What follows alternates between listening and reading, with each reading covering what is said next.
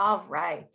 Welcome, everybody. I'm super happy to have you all here with us tonight for our presentation from Sarah Childs. I just wanted to let everybody know that we are recording this session, so just be aware of that so that we can share it again later.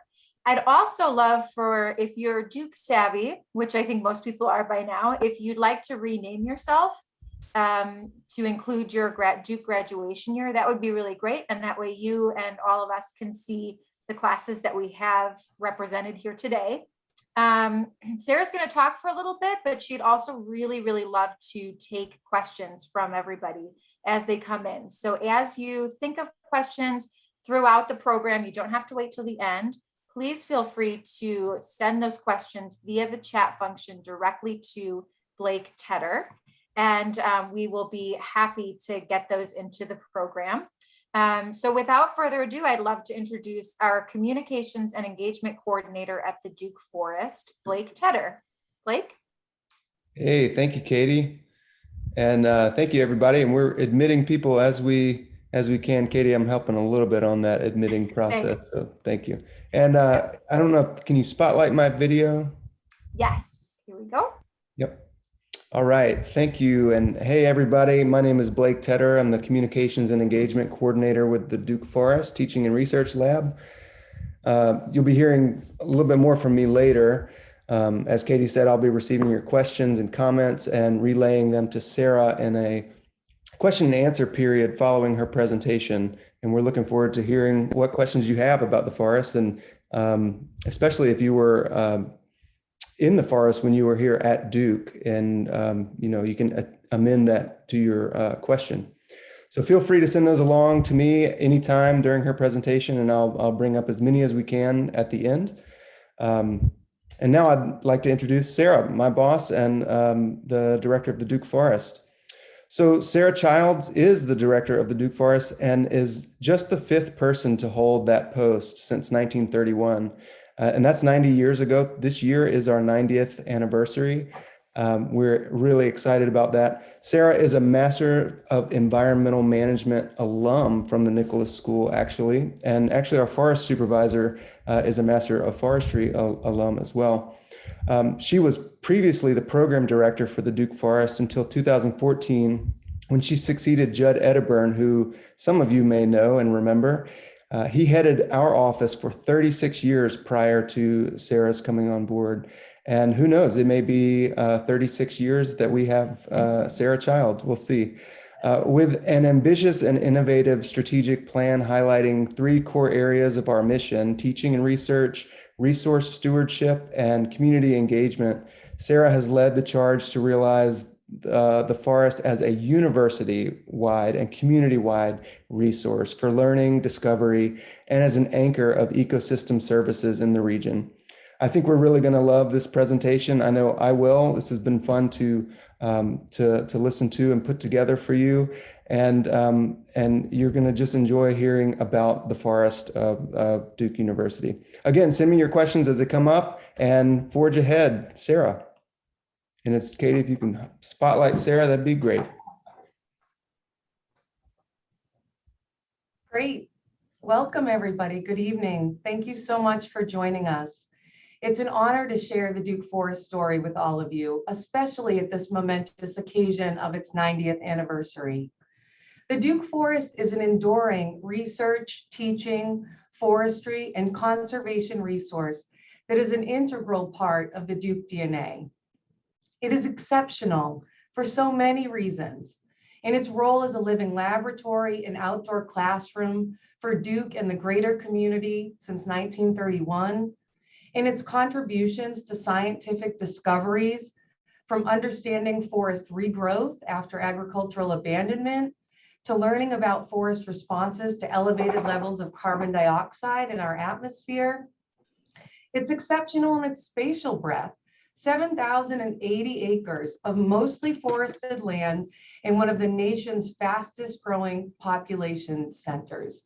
It's truly remarkable. And of course, in the range of benefits it provides, social, ecological, financial, and to a wide-ranging audience, from Duke students and faculty to neighbors and local governments even. So thank you again for joining me to learn more. I hope Listening to this, something on the Duke Forest. Listening to something on the Sorry, one second, forest. Sarah. okay. They've done something over here. The people that were working. There we go. Okay. Special guest has been muted. Sorry, Okay. Sarah. No worries, no worries. So again, thank you for joining me to learn more tonight. I hope to share with you a bit about the forest origins, how those origins connect to who we are today, and where we are going in the future. Tonight, I'll provide a snapshot of the Duke Forest landscape over the last 90 years. But I want to take a moment to recognize that humans have been interacting on this landscape for over 12,000 years. And there remains tremendous opportunity to continue discovering this human story, and perhaps those stories that have been less well known or perhaps not told, in order to respect and learn from them. So in honor of that human presence that shaped the Duke Forest, I'd like to begin the presentation tonight with an audio recording of Nicholas School faculty member, Dr. Nicolette Cagle, reading an excerpt from the land acknowledgement she produced for the Duke Forest. You'll find a link to the complete document in the chat.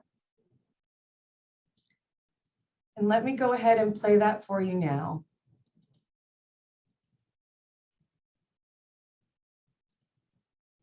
As Gould 1992 acknowledges, there is not a university in this country that is not built on what was once native land. That is true for Duke University and its Duke Forest land holdings. We would like to acknowledge, honor, and respect the diverse history of Indigenous peoples in North Carolina and across the settler states. We would also like to recognize their continuing connections to land, water, and culture, and pay respect to their elders past, present, and emerging. In addition, we acknowledge the overlapping histories of this land, including past violence and ongoing harm produced by the legacy of racialized slavery and oppression. We know of at least 4 sites where slavery was practiced on what is now considered Duke Forest land, including the Alexander Hogan Plantation in the Blackwood Division, the Robeson Mill and Barbie property in the Corstian Division, and the Couch property in the Durham Division. Thank you all for taking a minute to listen to that with me. Now let me precisely orient you to our land base of today. Here's a simple map.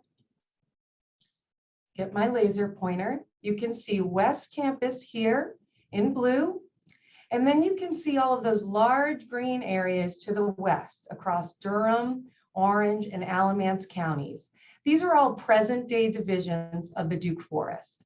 I'll have you note the Durham Division, the Corstian Division, and the Hillsborough Division in particular right now, because you'll hear me mention these as part of the origin story. So now, where did it all begin? How did Duke come to have this 7,080 acre teaching and research forest? So we'll pick up the story of this land at the transformation of Trinity College into Duke University. In 1924, the university was officially named for the generous Duke family. Under the direction of James B. Duke, Trinity College President Few began purchasing adjacent land to build a campus that would be home to a world premier university. And there's a fantastic story in that land acquisition piece. I'll shorten it here tonight, just to say that by 1929, they had purchased almost 8,000 acres of land. Now, of course, 8,000 acres is a lot of land. Neither the Dukes nor the university administration intended to build a campus that large. So besides campus expansion, what were their motivations? And why was so much land available? Herein lies several interesting and intersecting stories that ultimately secured the birth of the Duke Forest, and importantly, laid the foundations for its research, teaching, forestry, and conservation legacies. See, the Dukes, being the incredibly successful industrialists they were, they knew that creating and controlling access to the campus in the form of roads and railways would be important. So they pursued the acquisition of land to build a road that linked existing major roadways. This connector is what we now know as Highway 751 or Academy Road closer to campus. And the land surrounding it became the core of what is now the forest's largest division, the Durham Division. And by the 1920s, the Dukes had been involved in the hydroelectric power industry for 20 years. So when they learned of a nearby creek that had provided power for several grist mill sites, Duke directed the acquisition of the land surrounding it. The hydropower potential never materialized, of course, but the land became the core of what is now the forest's second largest division, now named the Corstian Division, which protects several miles of New Hope Creek, a major tributary to an important drinking water source.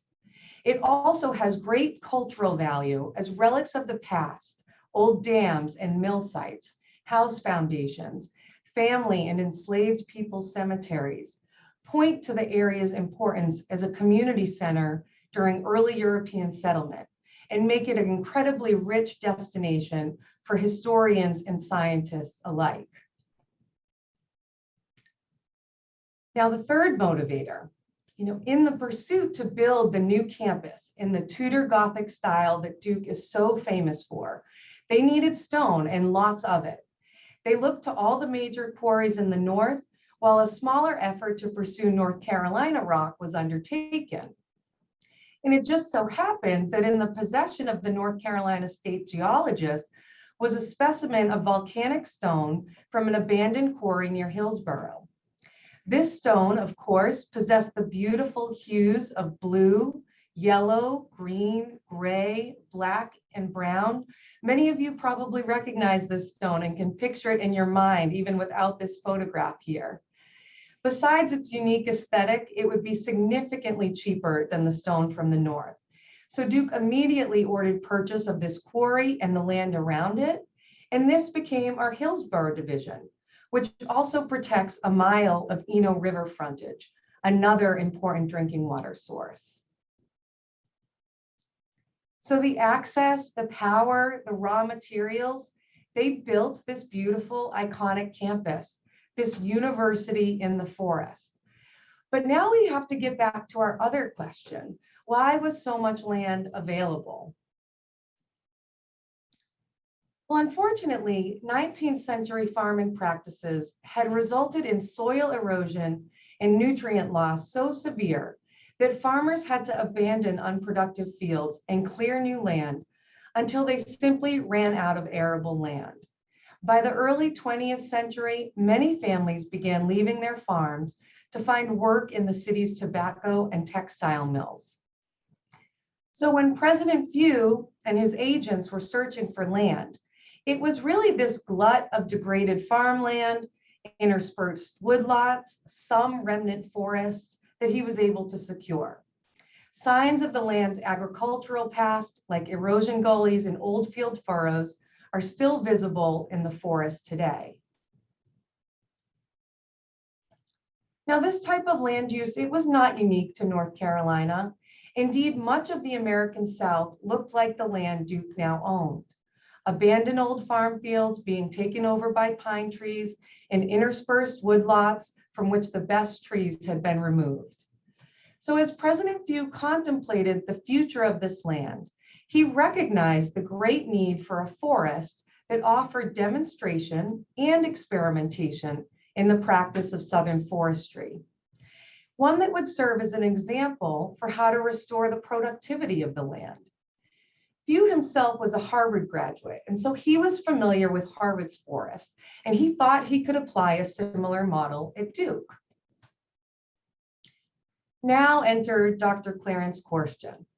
Few hired Dr. Corstian, who combined Few's experience with Harvard Forest with Corstian's own from the Yale Forest to craft the Duke Forest Teaching and Research Laboratory. It was officially established in 1931 when Few put almost 5,000 acres under the care of Dr. Corstian, the first director of the Duke Forest, and 7 years later, the founding dean of the first graduate school of forestry in the South. So now begins the legacy of research, teaching, forestry, and conservation. It all begins here, and it has to do largely with Dr. Clarence Korstian.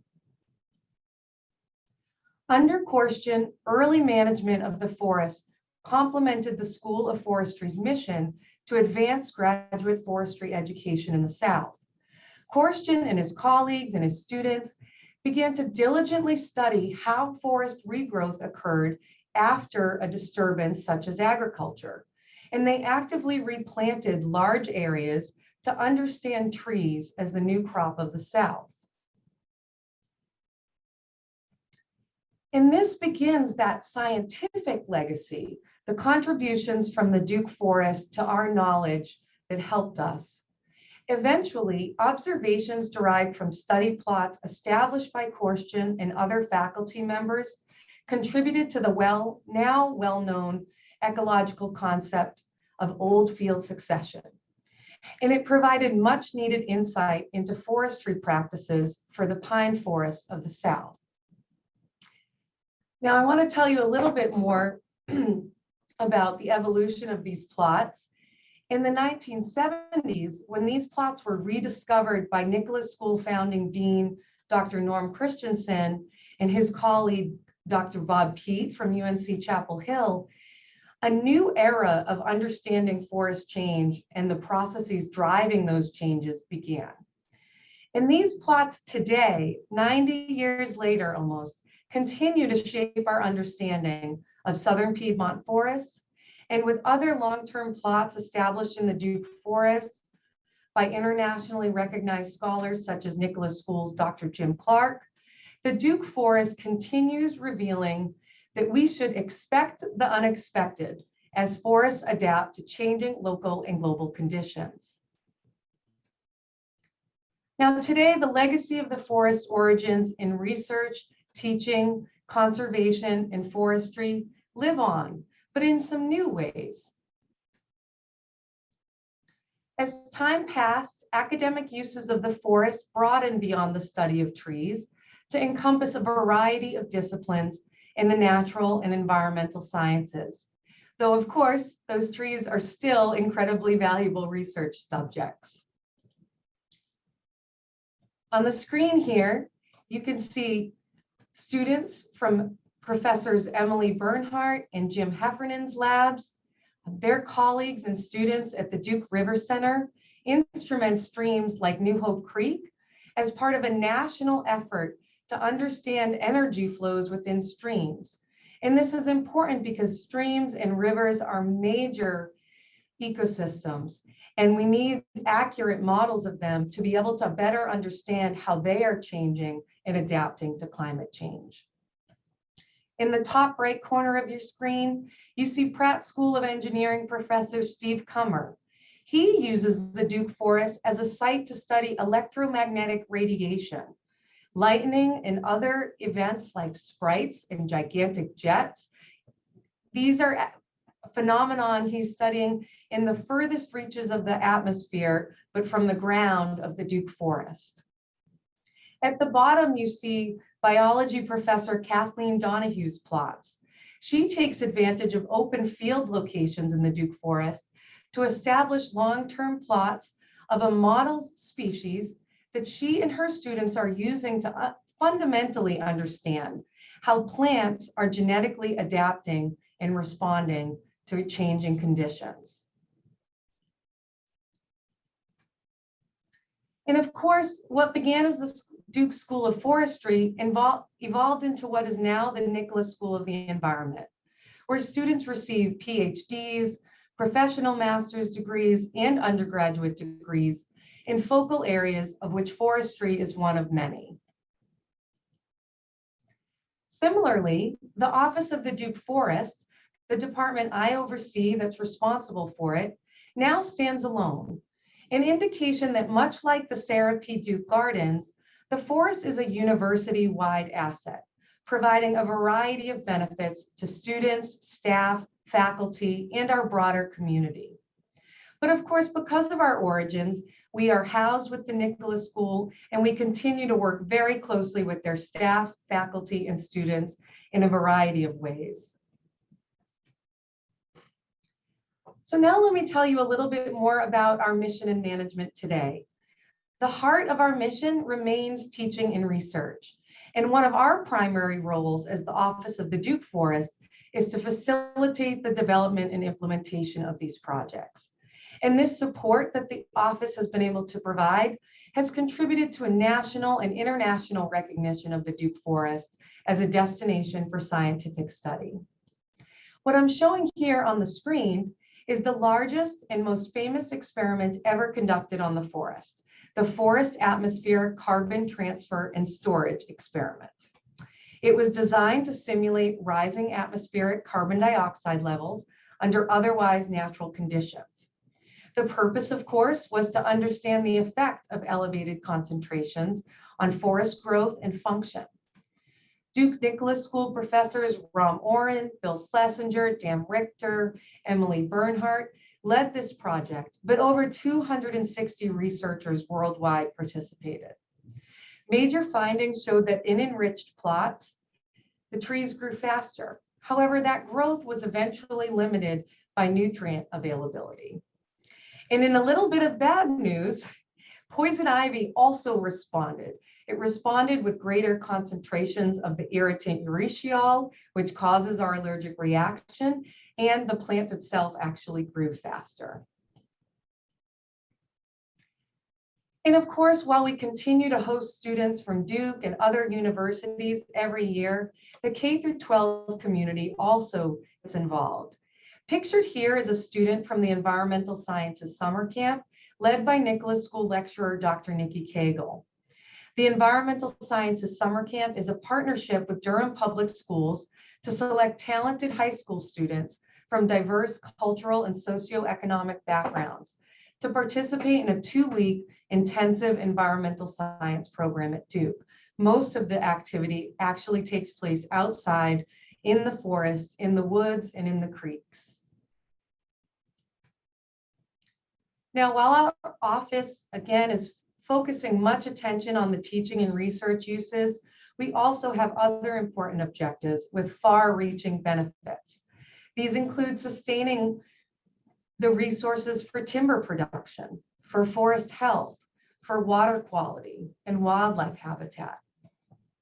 I'll mention here that many of those areas that grew up in pine or were replanted in pine after agricultural abandonment, they've provided a renewable source of revenue for forest operations, and of course, a continuing case study for students at the Nicholas School and beyond.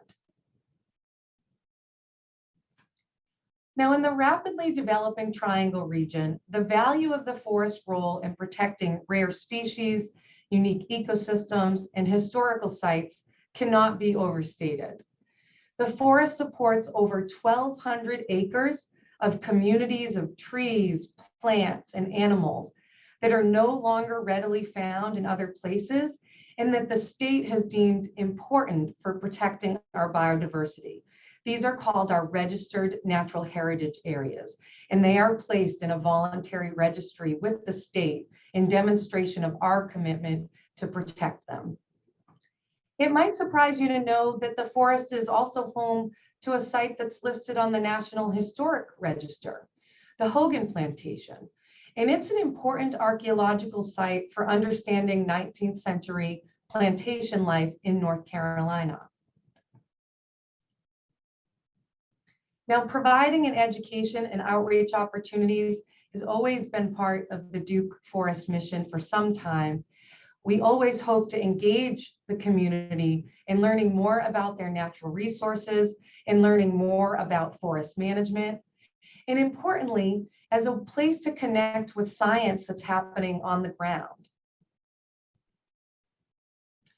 And of course, last but not least, the forest offers recreational and aesthetic amenities to the community.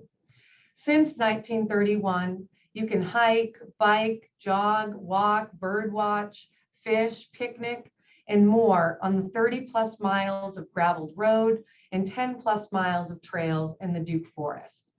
Even in the 1930s, Forestry recognized how important it was to continue allowing the public to have access to this land base, He was recognizing that so many families had had to leave their land and move into the cities, that a disconnect from nature was already occurring.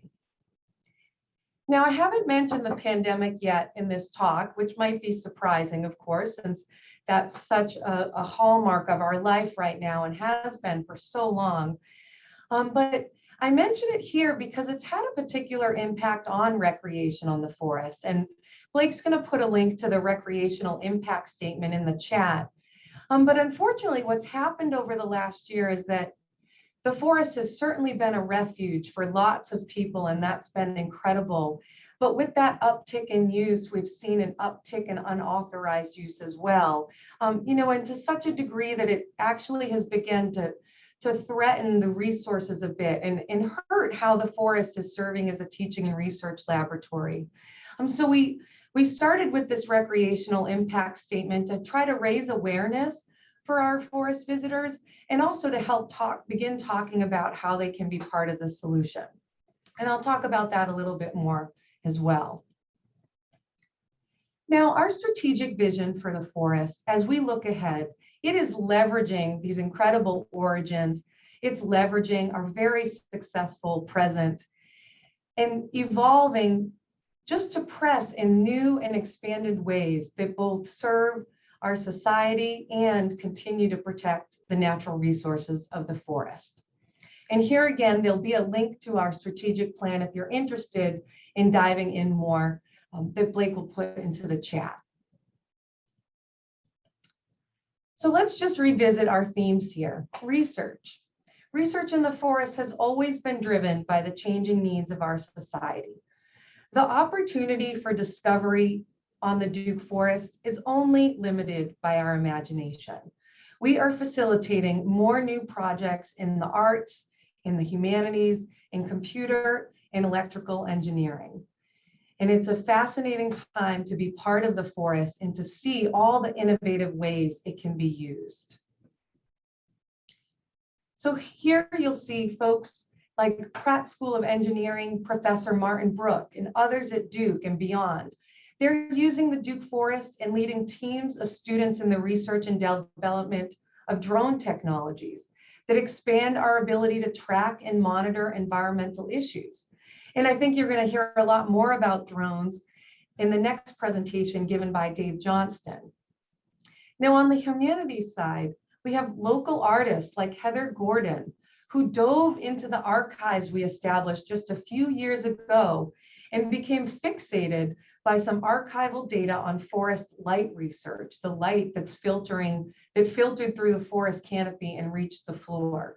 And she interpreted this data using geometric patterns to create her art. I just could have never imagined this kind of interpretation occurring. And honestly, it only took about a year of the archive even existing to see somebody leverage that information this way. Now, with teaching, undergraduate and graduate classes at Duke, they continue to use the Duke Forest, which has been especially important during the pandemic. But some of the new ways we're thinking about our role as the Office of the Duke Forest and what we can share as teachers and facilitators is evolving. So we're focusing our community engagement on programs that can help connect people with science, that can help them better understand our natural world and our role in changing our natural world. We also hope they're programs that empower them to become stewards of our natural resources. So you see here our citizen scientists that are helping us collect data on wildlife in the Duke Forest. You see here our volunteer photographers that are helping reveal the seen and unseen of our forest so all can love and appreciate it. Forestry, as I recently heard Professor Dan Richter say, is the oldest of the interdisciplinary disciplines. The Duke Forest as a case study for students at the Nicholas School, training to be effective leaders at the intersection of forest management, conservation, and policy, remains critically important. But it continues to offer a unique and dwindling opportunity for an urbanizing public to understand firsthand what it means to produce a raw material that we all depend on every day, wood, and how that can be done in a responsible way that produces multiple benefits. Conservation, perhaps my favorite story, if I have to reveal my bias. The conservation didn't begin as an intentional objective, but it was inherent to the beginning of the forest and to its management. Cultural sites were protected simply through the acquisition of the land. And ultimately, management specifically carved out these areas to say they needed to be protected in perpetuity. And these cultural sites, they continue to offer a way for us to reach back into the past to help us better understand and honor it. And as I mentioned earlier, to hear all those stories from the land. And of course, the protected natural resources, they give rise to the ecosystem service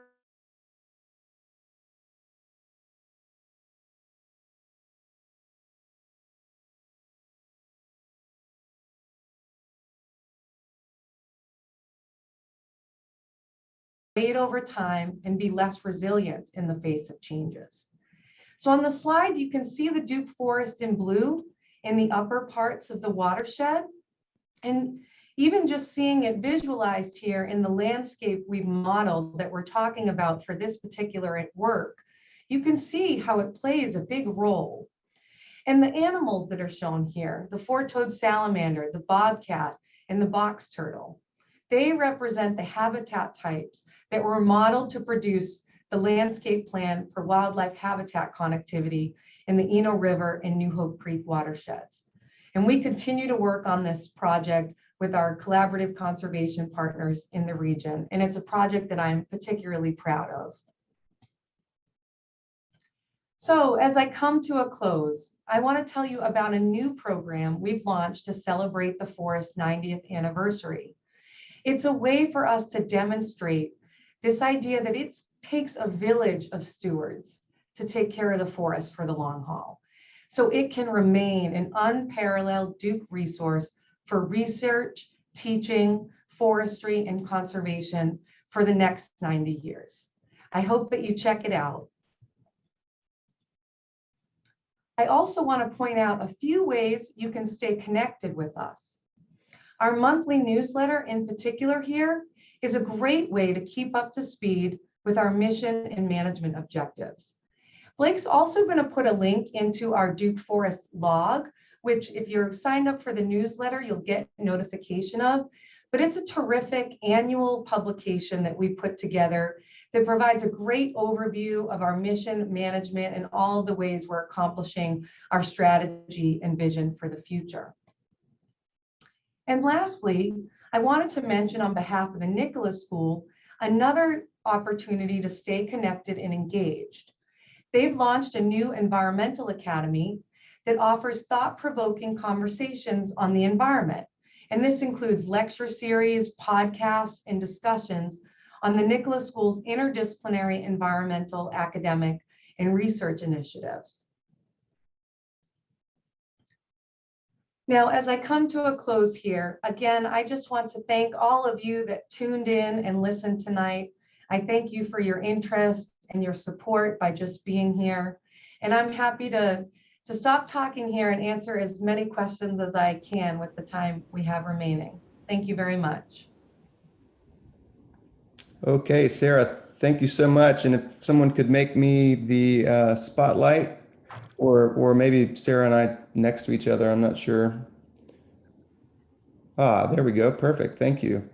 Well, we got a lot of questions. I was scrambling, Sarah, as you started talking, a lot of people were putting thoughts, ideas together, and some people were anticipating some things that you were going to say. So, whew, you might see my face is red. They were coming in. So we'll get to as many as we can, and thank you all for that. Awesome. So here's a question that just came in that I think is a good sort of orientation question. Emmett is asking, how does Duke Forest compare in size to other university forests? Oh, That's a great question. There's quite a range of sizes across the university forests. And so it's fairly sizable. I would say that it's on the larger end. And I would say that what actually makes the Duke Forest distinct in terms of a university forest is that it's really close by, that it's just minutes from the main campus itself. That's certainly something that's always set the Duke Forest apart and that was recognized in that origin story. So that's a great question. I wish I'll come up with a range at some point, but I think we are on the larger end. And Sarah, just maybe would you mention how we connect to other research forests as our Yes. office? Yes, our connection to other research forests is one of my favorite professional pursuits. We are a part of the Eastern Research Forest Managers Group. And it's an informal group, but it's a very well connected and committed group of forest managers and forest directors from really across the country, but mostly east of the Mississippi. And we pre-pandemic would gather annually at different forests to learn about the work each other was doing. But even during the year, we stay in touch with each other because a university teaching and research forest faces unique challenges. And so these are the folks that I can rely on, and we all rely on each other to talk about various issues that we might be facing and to get insights from others in our community. Great, thank you. Another question that came in that is related to the size of the forest is that is Duke looking to acquire more land for the forest? And I might just add, is there more land to add in our region? And if so, what are the acquisitions for? Like what is the value of the forest in Duke's sustainability plan or something? I think that's what they were going for there. Is it part of that? So Blake, to what you said, mostly around the edge of the forest is almost completely built out. So there's not necessarily much more opportunity. If you can remember the map I showed at the beginning, you remember that we have 6 divisions, major divisions, and they're not all connected. But there really isn't any more opportunity to connect up those divisions anymore. That would certainly be a driving factor in an acquisition strategy. Now, right now, we don't have an acquisition strategy to add more land just for the sake of becoming a bigger teaching and research forest. But there have been occasions where a small acquisition has been a strategic move in order to protect the research mission of the forest, for example. We're actually looking at a fairly small acquisition right now, but it's one that, again, it just happens to be a unique situation along our boundary that had just never been available to us before, and that we would like to take into the fold of the Duke Forest. It just makes sense because of where it's located spatially. And so really, anything that we're acquiring, we are doing that to serve the teaching and research mission. But I also think there is room, so that with that connectivity conservation piece that I told you about, we won't be driving acquisition in those areas that might help better connect us with those other natural and protected areas, but we will support our partners, that the local land trusts and so forth, that are doing that kind of work to do so. So I hope that answers the question. It's somewhat of a long-winded answer, but. Yeah, well, great, thank you. And while we're talking about the land base, I'm trying to group these thematically. I can't find the question, but someone did ask for what are all the names of the divisions? What are they named after? You had mentioned Forestry, but and obviously Durham would be Durham, but maybe some other thoughts there. Yeah, so right, Durham is Durham. Forestry is after our founding director, Clarence Forestry. The Blackwood Division is simply the family name of the largest family property owner that land was acquired from. The Edinburgh Division, now so named, is in honor of Judson Edinburgh, our forest resource manager for 36 years prior to my becoming the director here. The Hillsborough Division is, again, just named for its proximity to the town of Hillsborough, although it is spelled differently. What am I missing, Blake? The Daly Division. The Daly Division is, again, a family name from property that was acquired in that area. And maybe the Oosting Natural Area. The Oosting Natural Area is after a scientist, Henry J. Oosting. I believe he was a plant ecologist, and that area is named for him. Great. Oosting is an incredibly important figure in the ecological succession, old field succession topic. And it's just a fun name to say. Oosting, yes. So we've got a couple questions about maps and where people can find maps to the forest. Do they just go online to Google, or is there another option? Well, and Blake, you can answer this too, but we actually still sell sets of our recreation maps. And we do that because ideally we still want to be the first pass for visitors coming to the forest, so we can tell a little bit of that story about why the forest exists and what it means for you to be a recreational visitor here. Now, in this day and age of GPS-based mobile apps and Google Earth and Google Images and all of that stuff, our paper maps are becoming obsolete a little bit. Not as much as you would think. People still love paper maps, but those are what exist right now, and those really do give fantastic information about the forest and do provide the most accurate representation of the roads and trails and the gates, the gate access areas. But a big topic for Blake and I right now is how we are evolving those maps going forward.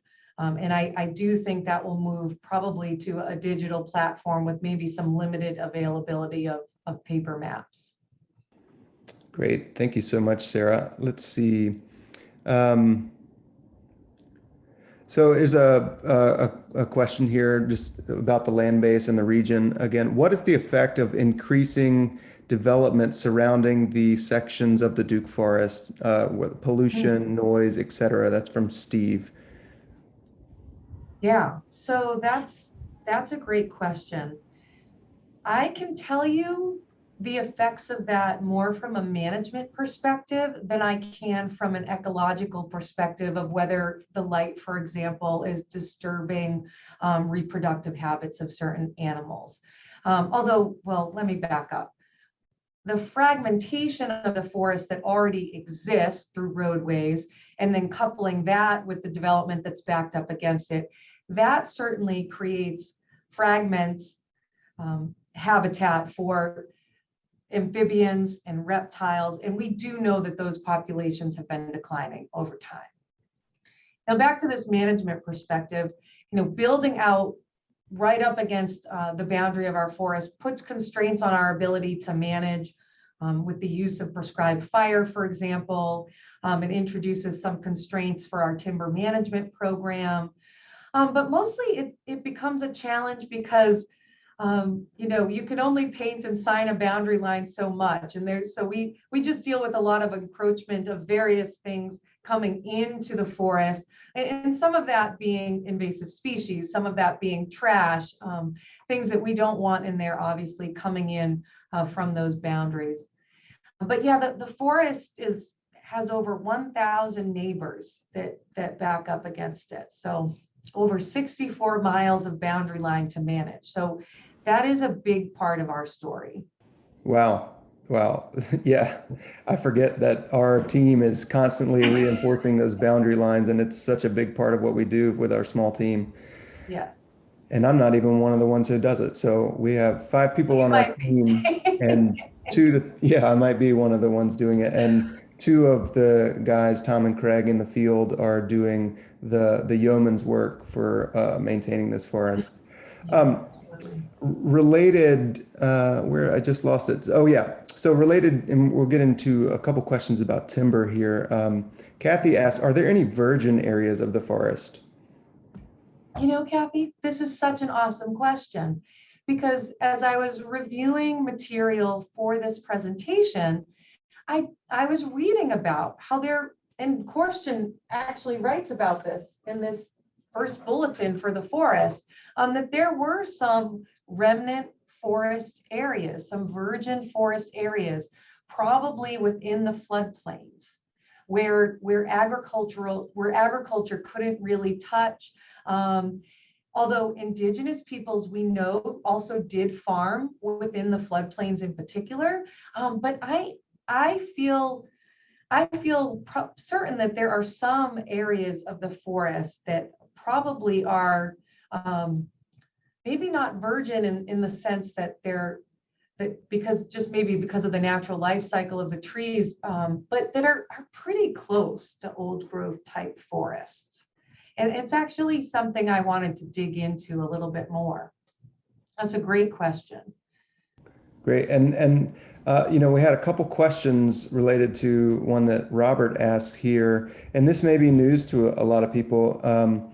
He says, I didn't realize that any or all of Duke Forest is being logged.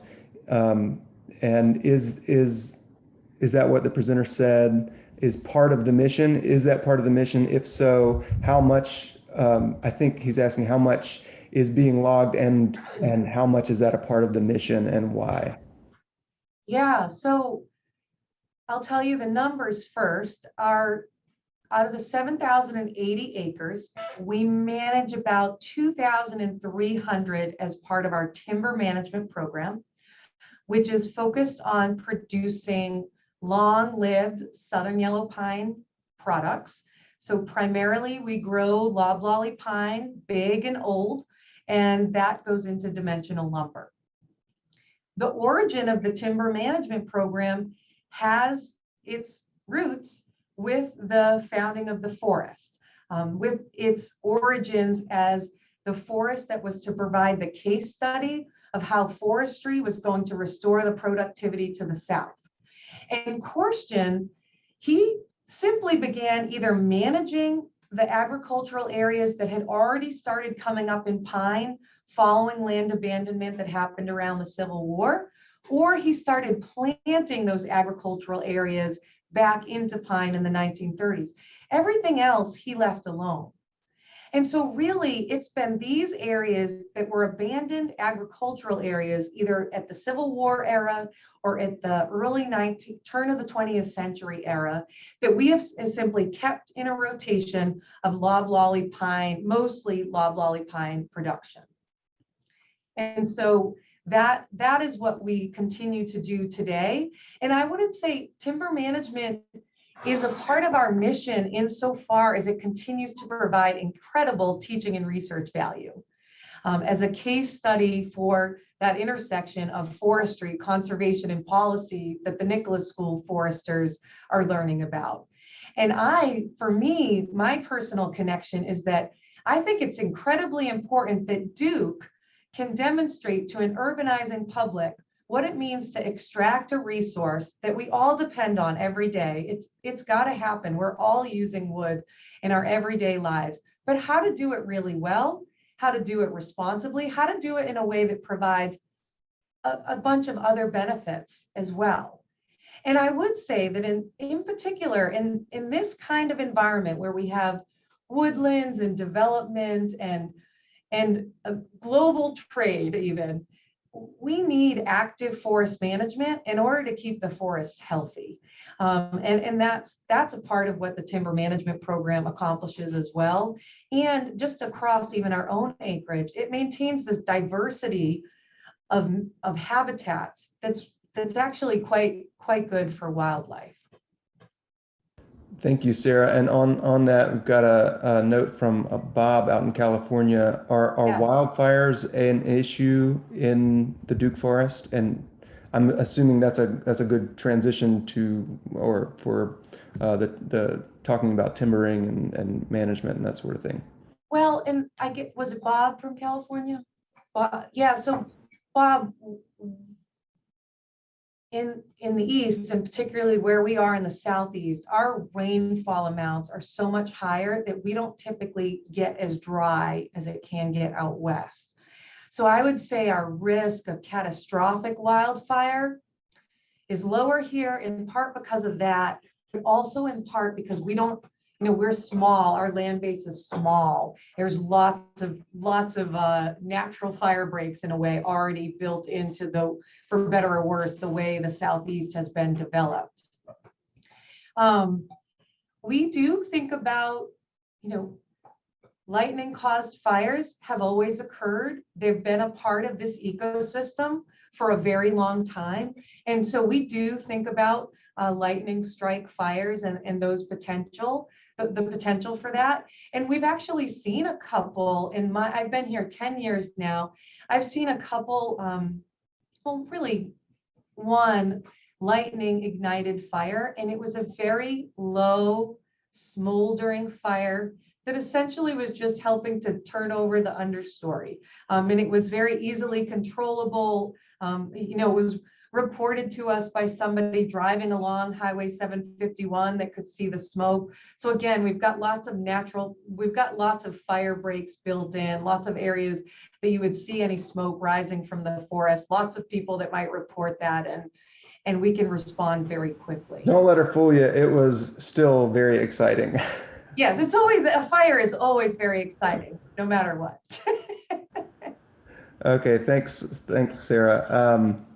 I love this question because we're on the phone we're on Zoom with Duke alums, and a lot of Duke students have this question. A lot of Duke faculty and staff have this question, and the alums are asking this too. This is from Jane.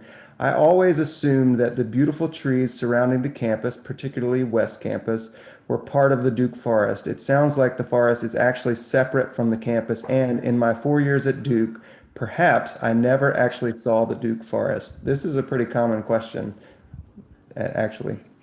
Yeah, and so you were in Duke's Forest, right? Because the campus is surrounded, the remnant forest, I'm looking out my window at it, the remnant forest that surrounds the campus building, a lot of that was part of the Duke Forest Teaching and Research Laboratory in 1931. And essentially what's happened over the years in evolution of the forest and its land base, and particularly through a process that happened in the late 80s and early 90s, what was established were, what are these actual teaching and research lands that we call the Duke Forest?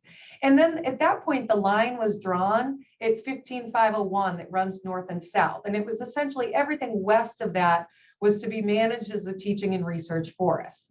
It didn't mean that the forest that still existed east of that and that surrounds campus and the Washington Duke Inn wasn't part of Duke's forest. It just wasn't necessarily part of the Duke Forest Teaching and Research Laboratory managed with this particular mission with these specific objectives in mind.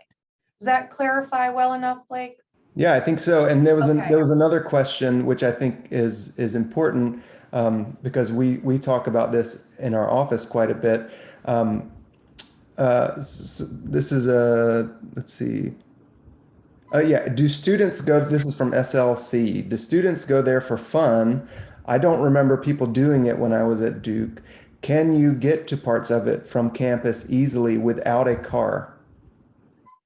Yeah, I believe there is a bus that actually serves some of the apartments that are sort of right in the middle of the Durham division in a way. So I believe students can get to it that way.